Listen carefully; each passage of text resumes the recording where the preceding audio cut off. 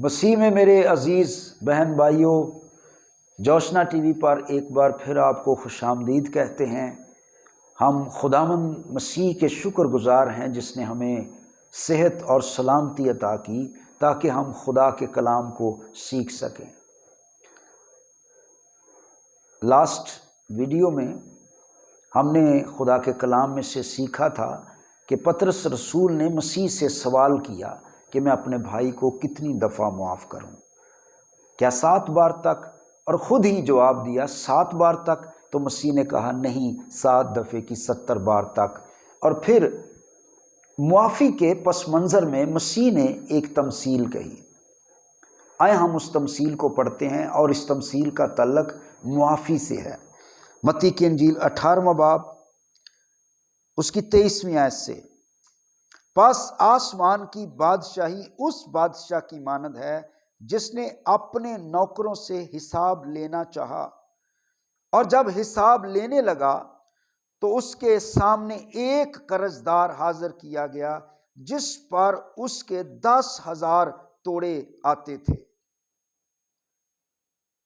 اور پلیز آپ ضرور اس تمثیل کو پڑھیں آخر تک، جو اس باب کے آخر تک 35ویں آیت تک چلتا ہے۔ لیکن میرے عزیزو غور کریں، اس تمثیل میں کچھ الفاظ استعمال کیے جا رہے ہیں کہ اگر ہم ان الفاظ کو نہ سمجھیں، اس کے پس منظر کو نہ سمجھیں، تو پھر ہم ٹھیک تشریح نہیں کر سکتے۔ اب یہ تو ہمیں پتہ ہے کہ یہ معافی کے پس منظر میں کہا جا رہا ہے، لیکن 10,000 توڑے کی ہمیں سمجھ نہیں آ رہی کہ 10,000 توڑے سے کیا مراد ہے، یہ کتنی بڑی رقم تھی۔ اور یہاں پر یسوع مسیح نے کہا کہ ایک بادشاہ جس نے اپنے نوکروں سے حساب لینا چاہا تو ایک قرض دار اس کے سامنے حاضر کیا گیا جس پر اس کے 10,000 توڑے آتے تھے۔ میرے عزیزو، ولیم میکڈونلڈ کے مطابق گلیل صوبے کی سالانہ آمدنی 3,000 توڑے تھی۔ یعنی گلیل بہت بڑا صوبہ تھا، اس کی سالانہ آمدنی جو تھی 3,000 توڑے تھی۔ لیکن میں آپ کو اور آسان کر کے بتاتا ہوں۔ دیکھیں 10,000 توڑے ہیں، اور ایک توڑے میں 10,000 دینار ہوتے تھے، اور ایک دینار ایک دن کی مزدوری ہوتی تھی۔ سمجھیے ذرا، یعنی غور کریں، ایک توڑے میں 10,000 دینار ہوتے تھے، اور ایک دینار ایک دن کی مزدوری ہوتی تھی۔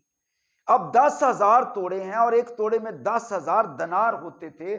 10,000 کو 10,000 سے ضرب دیں تو سیدھا 10 کروڑ دینار بنتا ہے۔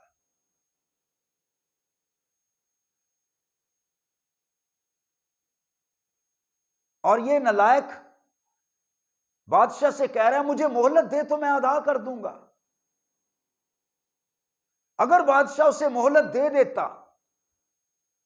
اور اسے کہتا ٹھیک ہے قرض اتارنا شروع کر، تو ظاہر ہے یہ 10 کروڑ دینار قرض ہے، اور وہ ایک دن مزدوری کرتا تو 1 دینار کماتا، اور وہ 1 دینار کماتا اور بادشاہ کو دیتا رہتا، نہ کھاتا نہ پیتا، زندہ بھی رہتا، بیمار بھی نہ ہوتا، بچے بھی نہ کھاتے، کیونکہ آگے اس کے بچوں کا بھی ذکر ہے، بیوی کا بھی ذکر ہے، نہ اپنے بچوں کو کچھ لاتا، نہ بیوی کو کچھ دیتا، نہ خود نہ کھاتا، 1 دینار کماتا اور فوری بادشاہ کو ادا کرتا رہتا۔ یعنی 365 دن کام کرتا اور 365 دینار بادشاہ کو دیتا۔